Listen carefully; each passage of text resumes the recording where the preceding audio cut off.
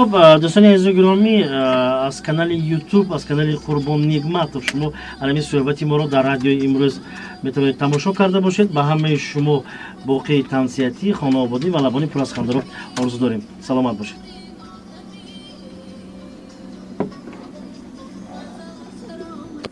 دوستان عزیز، ادامه دارد برنامه شما امروز روی موج 107.4 FM. میدونید چی؟ در بخش مهمون، در بخش مهمون و مهمونی برنامه امروز ما هستند تئاتر استودیو خندیکمون همراهانش و من فکر میکنم که الکی معرفی کردیم. بار دیگر شما رو خوش آمدید میگیم. سلام. بار دیگر خوش آمدید میگیم و من میخواستم که اگر همون قهرمان جان خودشون تنها میشید برای که همون بلنگویا که پایون بالا کردن و کمتر اگر بهتر میشد بالای میز برید. بله. خب اکی مقیم بسیاری یکم اپریل رو روزی خنده میگن، بعضی از نفران روزی دروغگویان میگن، بعضی از نفران روزی فنکنی بله همیگونه. و از نقطه نظر شما همین چگونه روز است؟ این روز روزی اصلا گیریم اگر تعبیر خوشو گوارا گوییم خطا نمیکنیم. بله. چون که در یک سال یک مرتبه در کوچه های شهر من بسیار میخواستم که مردم بالابانی پر از خنده گردد. مثلا شفیوری افطوبوس میوای دختور می خنده کرده یک روزی باشد که همین همه خنده کنن. بله. یگان یک امضا در کار باشد همون اتاقی کاری بره و هم خنده کرده مثلا گریم نمیشه. مبلغ انا باز یک چیز دیگه رو گفتنی هستم که اصلا این تاریخش پیدایشش از بلغاریا در یک روز انا میخیل یک چی مردم یک عهد میکنند و همین چیزا همین روز همین خیل اعلام میکنند که روز یکم اپریل جنس میخه، یعنی که روز خنده میگه. بله. اگر همین خیل ما هم گوییم که روز خنده است درست میشه. روز دروغگویی ها نیست، اصلا بیانی که کلمه دروغگویی خودش یک کلمه ای که من خودم دوست میدارم. بله. کلمه فنکنی میگن. مثلا اگر شما رو یک جا میفرستن شما اونجا میروید همون چیز نیست و شما رو میخندن و میگن که ما شما رو فن کردیم. این چیزا مثلا گیریم امروز در هر روز دیدن ممکن است. لیکن همین روزی تعبیر خوشو گوارا گوییم خطا نمیکنیم. و 0949 گفته است که خودم های مهمونتون رو خیر مقدم بود. اکای نوروز خواهش داریم که اکای مقیم جان یک لطیفه درباره دانشجویان گفته باشند. خب درباره دانشجویان باشد، من راستی گپ بسیار دانشجویان امروز رو مثلا گیریم یک چیزش نمیفهمم. وقتی که گفتن که ماشین سبوگراف کتی به دانشگاه آمدن من است، بعضیشون میبینید که دولان قتی آمدن ماشینای کلان قتی. بله. لیکن امروز دانشجویان ما مثلا گیریم با بهای خوب و الان میخوانند. مثلا در دانشگاه مثلا طرزی انمون میسرشون من مقبول نیست. بسیار پیش به این خیلی آمده چشم محکم میکند و خدا چی نیست. لیکن از اگر خلاصه کرده گوییم اگر بهترین وقت با آنها ایام دانشجویی گذرانده استادن، چون که پیشتر بود مثلا گیریم یک استیپندی نو چیز میگرفتیم. امروز نگاه کنید اگر همه طرفه دستگیریشون هست، از طرف هم دولت و هم از طرف پدر و مادرشون و هم از طرف خودی همون تعلیمگاهشون. بنابراین من گمان میکنم که امروز نگاه کنید جوانان تاجیک ما در بیرون از کشور تحصیل دارند و متخصص شده، خدا اگر خواهد باز برمیگردند. درباره دانشجویان گپ میزنیم. یک دانشجو در آفریقا میخوانده است و انا وقتی که در آفریقا میخواند اونجا قبیله ها بسیار دوستم. تاجیک گفته است یک سیروگاش به برام گفته است داخلی بیشه بعد یک قبیله آدم خراب فرامده است دست به فرامدگی. قبیله شوهرشون باوریان نوما دوندا دا بادومبا قبیله اومدیان شوهرشون هم میخوام میپرسد این کی. بعد گفتن این دانشجو. چیکار کنیم؟ شاه هم گفته است داخلی دیگ به پرتایتون. گفتم وزیر همونجا بوده است. نه پرتایتون شاه هم وایده فنگی بای میشه چخیل.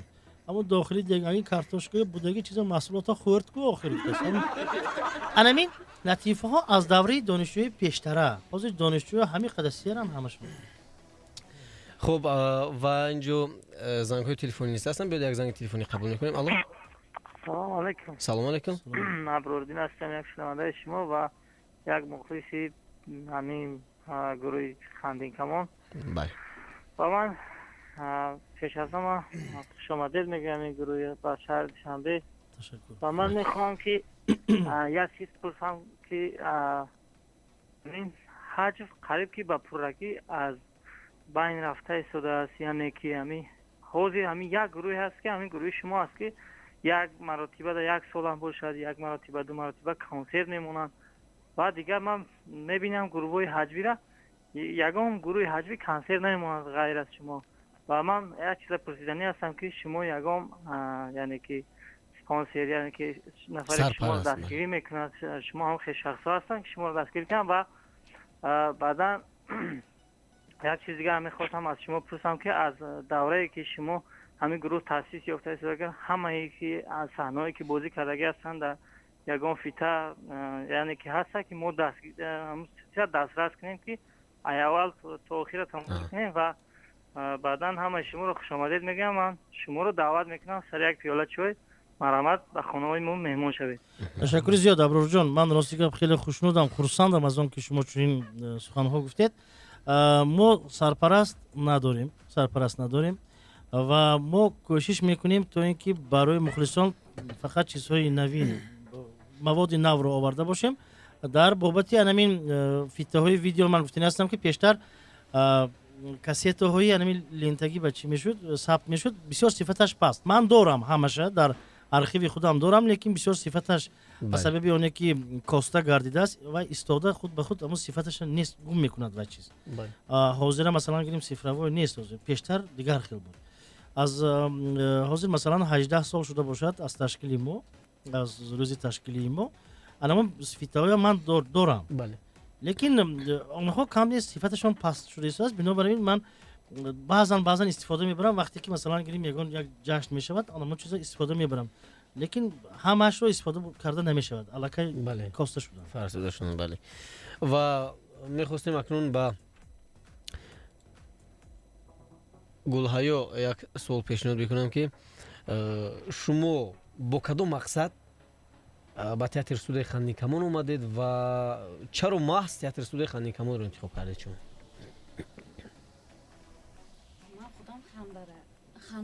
خنده رو دوست می‌دارم. بله. من می‌خواهم که همون مردم رو منم خندانم.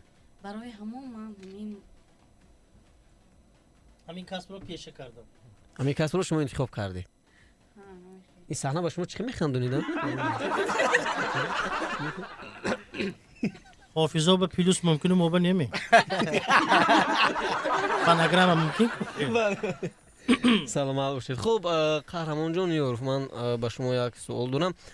زیاد از نفران از همین سن سال شما شکایت میکنن که مثلا همین قهرمان جان یوروف چند ساله باشن، چند ساله میگفتید با شما اون که دیگر سوال نمیکردن. نگو دختر اینه باید سورپریز می. بسیار درست. من 34 به قدم نهادم. 34 به قدم دیدم. پریشان شدم قدم. از زندگی یکان شکایت نداریم. بسیار خیلی من همین خودم اصلا قهرمان میبخشی پیش گپی تو من گپ میزنم. اصلا وقتی که من قهرمان با تئاتر دعوت کردیم و به کار گرفتیم، مقصدی ما این بود که مثلا ما انمیخیل سفرهای هنری خطی در تمام گوشه و کنار جمهوری ما میگردیم. البته ما میبینیم در تالار میشنند آدمای معیوب هستند، یک آدمایی هستند که در حقیقت مثلا رنگ قهرمان هستند مثلا. بله بله. و اینها همین بازی قهرمان دیده وجب میآیند، میدونید، و یک خرسندی شدیده با بازی اینم دیگر خیلی میشود، یعنی نقش آفرین اینم دیگر خیلی میشود. از این خاطر من گفتنی هستم که یگان آدم رو افتاده شدنش لازم نیست. بله. من معیوب، من این خیلی بله. رو افتاده شدن نکنید، تنها به پیش حرکت کردن نکار و امروز من قهرمان رو تمام جمهوری میشناسد. بله. منم اما گپ شما رو تصدیق میکنم که مثلا چگونه که قهرمان گفت که از زندگی پشیمون نیستم، من فکر میکنم که دیگر پشیمون شدن فایده نداره. شما بسیار گفتنی زیاد دوست داشتید. архив تو بسیار قهرمان ما این نوروز جان امروز به حیث میزبان است. مهمان میزبان زد است و گفت است این گپا ما لازم نیست. بیا این خیل کنیم. یک مینیاتور داریم نوروز جان اگر اجازت باشه. بله. خدا نخواهد نزد فالبین برفتن. اینا یک مینیاتور در نزد فالبین. مرحبا.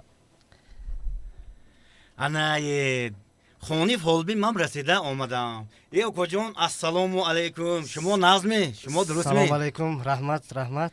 ها شما هم اینجا نشستید؟ شما کی انتظار؟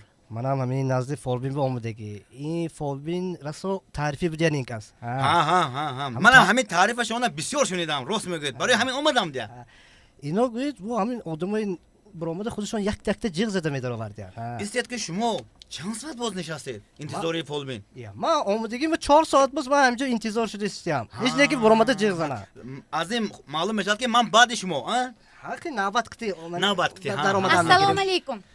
و علیکم Fulbin سلام Fulbin kujonda? خونه فولبین من همینجا Ha, tu Oy, pochtani girib گوش کنه Labay. اینجا شما به وایمی شهر بی‌دروازه اینجا نوبت کتی حال قبول فولبین سر نشده است راست میگن من مویم نوبت بیستادیم وقتی قبول Dir memonam de. وقتی قبول فولبین سر شود خودشون برآمد جیغ میزدن درست مویم کار با دیر میمونیم خواهر جان Injamda dutta stul hast, tamam? Ha? 6 tambe. ندیسیدید می 2 stol هست 2 مرد این dunyomda mardakayam namonda است. ای مردک پور جان است خواهرم گذارید ناز جای ما بشینید Rahmat. قهرمو لاگان حرفی لاگان تو ها شما لازم هم بمی ها من برآمدم سلام علیکم سلام علیکم سلام علیکم شما دارید Oy, rahmat. این مهون چی مهون نوبت بیستادیم Fulbin خودشون میدانن. خب مرحمت گپ زنید Amakjon, assalomu alaykum. و علیکم یک بار mana Fulbinit. مایلش Hami go'yid. Man donishju. دانشجو Ha, donishgohi agrariya mexonam go'yid. دیگه جانا بود هیچ گم نیمانش خب Ha, min go'yid. Dutta hamkursam ay. نامتون Nomam Gulhayo. کل حیا نامتون Ha, familiyam Shodmonov. نگوید شادمان و فامیلیتون دیدید من یافتم نبینید موی سرتون زرد Didi istodid ku? دیسودیا ماینه ما Ha. خب شما دانشجو Agjo famdid. سمکتون بذار جات کتون نموزود است خب گپ زنید Hamin go'yid. Dutta hamkursam ay go'yid. هم سبقتون خب Ha. Hami av کی و ها Farhod Jamshid. Aqafom midavad go'yid migiram gufte. Hamin go'yid man kadomshon ba mirasam. Kadomshon mana migirad. خب حاضر آفتاب محتاب ستاره آفتاب محتاب شقره شخور میکند تخره تخور میکند زمین چخور میکند آدینه خمیر کرده است گلینش پتیر کرده است خلاصی گپ حیران نشوید این دعا مالش شما جمشید میگیرد Vay. وقتی جمشید آمد میکند Jamshid ba mirasam mi? وقتی وای منوشیر آمد نمیکند ده شما جمشید میرسید следующий کنی مرمد نوبتی من امک و سرتون این کاسکه کشید این امک سرم این کاسکه نه سری خودتون ها امک جان خودتون نازمی رحمت خودتون درست می رحمت امک جان من گوید همین بسیار سخت مخلص فوتبال بله خب بارک الله انا همین شب 2 کماندا بازی میکنند خب ریال کتی بارسلونا همین امک جان من 5000 میگذاشتگی گوید که کدومش بگذارم شما اینه که 5000 میموندگی بله خب باز میفهمیم میگه 2 کماندا بازی میکنند از بالا آب میآید چی؟ بوی کباب میآید این دواشین ها شما سیوم کماندا به پول مانید اما خودش 2 کماندا بازی میکند که چه سیوم کماندا چی زن و بچت بر رفتمان یه پدر نه برو انجا نشم следующий سستی نکنید دوکا جان تست گپ زنید منم وقتم نی گپ زنید السلام علیکم بله خودتون مایل سیاستتون کلام گپ زنید شما ناز تنش هستید رحمت. همین تعریف شما شنیده اومدم همین یک من فول میدیدید که من یک آدم گوید 20000 دلار قرض داده بودم این آدما بسیار میبینیم پرابلم کتی من اینو دعاشم میخونم نباشه حاضر و آدم شما میبینید مایلش یک سال باز نه که ندیدم همون من به یافته شما حاضر میدادید میبینید شما کدام دستتون که قرض دادید من همین دست راستم خطی دادم همین دست راستتون دست چپتون که زنید زنم سخت زنید انا اكو پرسید چی با همین داده که قرض آخه باور کرده دادم گوید یک سال باز گم نمیابم خب نامش نه که نوروز جام نوروز بیگ گفتگی بود نه که نامش یادم به های من نباشه داخل کیروی من نه نه آخه من چند قبول یه من اینجا تو اینجا چیکار میکنی؟ ای نامرد ای پول من پول من بیار. چقدر بود که قهرمان؟ چقدر بود؟ $20,000. از شما 20,000 اگر جمع گیر کنیم من فکر کنم قد شما بلند میشه. شما از کجا 20,000 دارید؟ این یک چیزی است که دوستی عزیز ما مثلا از اون که خیلی اینجا مایده تر بود ما اینو بازیدیم لیکن با حرکتاش هستیم. بله بله. و امروز بین نهایت نغز بازیدن اینها با بگاهی خدا اگر خواهد ما اینها با خدا اگر یاد میتیدن. بله. خب 5395 پیامک روان کرده است اینجا. میخوام که از پیامک‌ها خوب نظر بکنیم. میگوید که السلام علیکم اکای نوروز مادومادی شما رو به کل شنوندگان رادیو مبارک بود گفتم مهمان‌های امروزه رو به رادیو امروز خوش آمدید میگم. من همیشه دست کو اکای نوروز انا همین خیل مهمان‌ها رو باید به رادیو دعوت کرد. باوری دارم که همه شنوندگان امروز با تب بولیده گوش به صدای شما دارن گفته است. سلامت باشه. و من فکر میکنم که این صحبت که جالب کی است شنونده نیز به وجه میاد که حالا در رادیو امروز باشد ولی من فکر میکنم که شما رو دکه ممکن اصلا نوروز جان یک چیز من گفتنی هستم که بله تلویزیون خوب است. تلویزیون با آدم چهره دیگر آدم میبیند. لیکن رادیو خوبتر است. میدونید برای چی؟ برای چی؟ وقتی گوش آدم به همین صدا میرود بله نظر به عکس آدم همون صدا تیزتر میرود. با همون جوی در کاری. بله.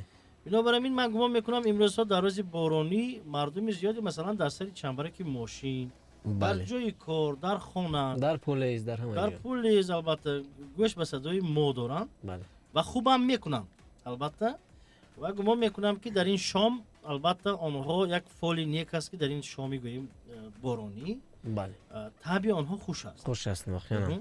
5395 گفته است که با اکای مقیم جان گفتنی هم که یک تو از انا همون شش مقامی خدا جان 4 مصرع سرود با آواز زنده خونده میدادید. خیلی منتدار میشده مقید جانم که جانم کارهایتون برباری ها رو تمام دارم. بسیار جاها با خواهش میکنن البته راستی گپ اون نفرانی که در با شش مقام سر و کار دارند به نوگاه با سری من به چهارمغز نشکنند. بله انا آواز به نهایت یک آوازی نفسی تازه یک جوبه خواهش کردم من لیکن همین سرایدمو بعد سرایدنی همین من دیگه شش مقام نمیخوندگی شدم نه. بله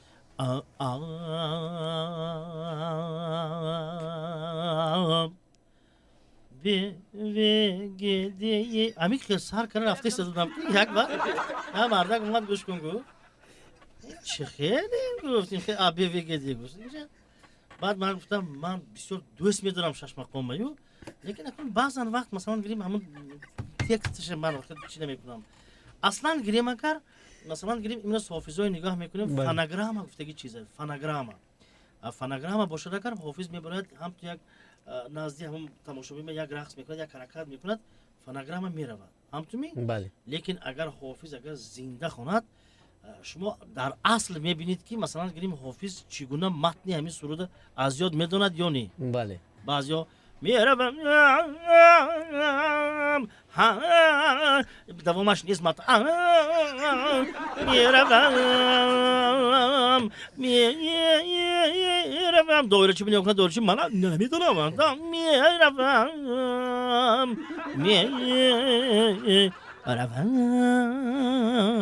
میروم انا وای وقتنده مردم خودش حس میکند که متن دوامش نیست. بله 8709 گفته است که سلام اکنون یک سوال است خیلی هم سوال جالب است و من فکر میکنم که نه به مقیم سخت میرسد نه به قهرمان از همین سبب از همین لحاظ سوال خیلی هم جالب است. 8709 گفته است که سلام به همه سلام به همه مهمانان رادیو امروز اکای نوروز اگر به عوض نفسشون نباشد میگفتن وزن مقیم جان چند برابر وزن قهرمان است. بهترین سوال است و من گمان میکنم من فکر میکنم که 66 لیکن بچه جوان خطاگی میکنه دنیا بی خطاگی نمیشود البته خوب اگر هم تو حساب کنیم اگر قهرمان جان عزیزی ما اگر حوزه همین ایستادش ما اگر ممکن خطا کنم من لیکن من همین خیلی میگم که یک 50-52 کیلو هستید قریب رفتید چند همین 48 کیلو 48 دو تا قهرمان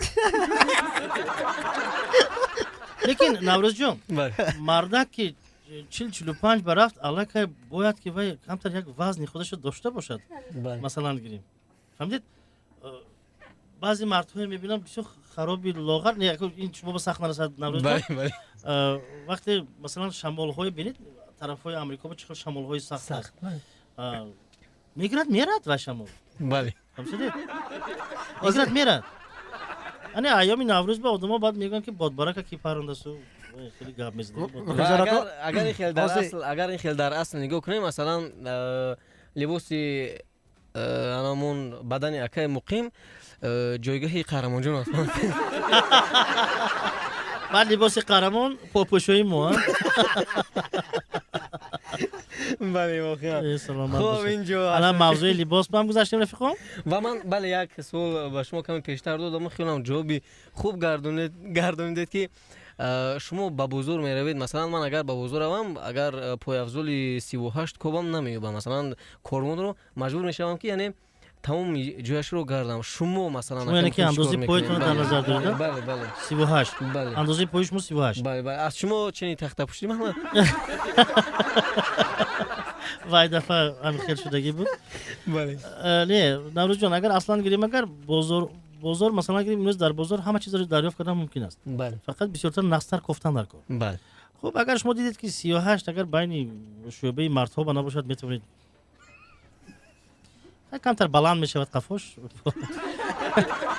این پرابلم سخت هم نیست به فکرم لیکن من اصلا میدوزونم بله در کجا میدونید در بسیار کارگاه های اتلیه ها گوییم اگر مثلا این دوزندگی چیز از همون چیزی که مثلا میباید امروز ها خوبتر از صفتش میدونید شما خودتون میدونید که گازوارش خیلی مجبور هستید دیگه چی بگید گازوارش خودتون میبیارید بله مثلا گیریم این شما برای این کاستیمتون در تنتون دارید مثلا گیریم بله بله شما از کجا میدونید که این چی است این متریالش چی است اینا مثلا گیریم باور کنید بسیاری وقت شما وقتی که گازوار خودتون انتخاب میکنید در بسیار اروپا نگاه کنید مردم میدوزونند بسیار همین چیز تیار چیزا نمیخرند این ما میخریم چه تیار چیزا شما میخرید چه تیار بله بله و درست هم قید کرده من فکر میکنم که شما اگر همون موتور رو وقتی که درخواست میکنید برای دوخت خودتون همون دوزنده من یک برای یک سر لباس شما 1-2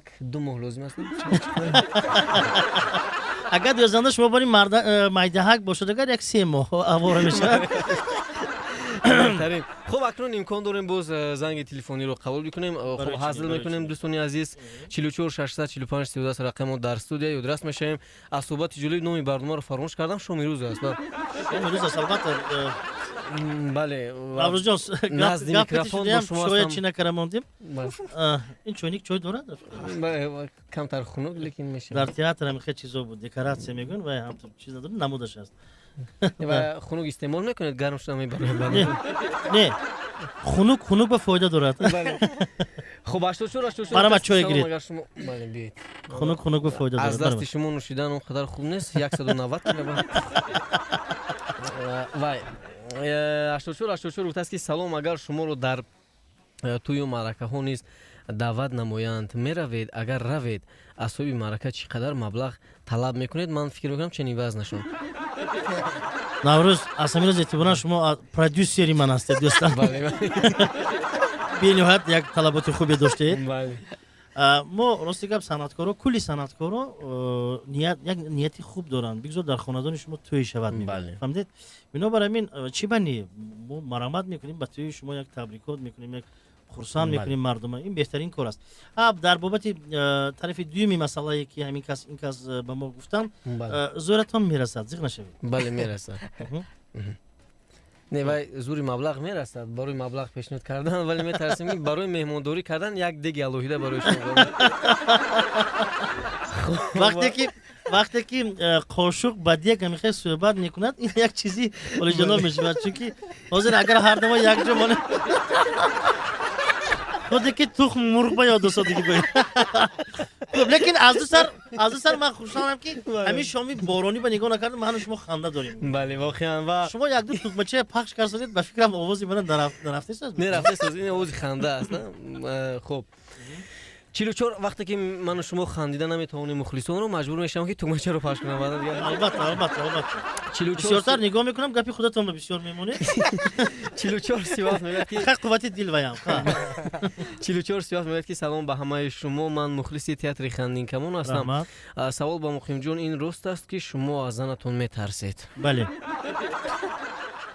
چه جای دروغ؟ بله. چرا؟ خیلی امروز راستی گپ میترسم این ممکن نادرست باشد کمی. بعد از مثلا سیاست‌های سلیمان سید قذیف که همسرتون بود در صحنه دیگر از زن یهودیتون میترسید. بله. لیکن شنوندگان گرامی من گفتنی هستم که البته در صحنه نقش آفری دیگر چیز است. بله. در حیات باز قانون و قاعده های خودش دارد.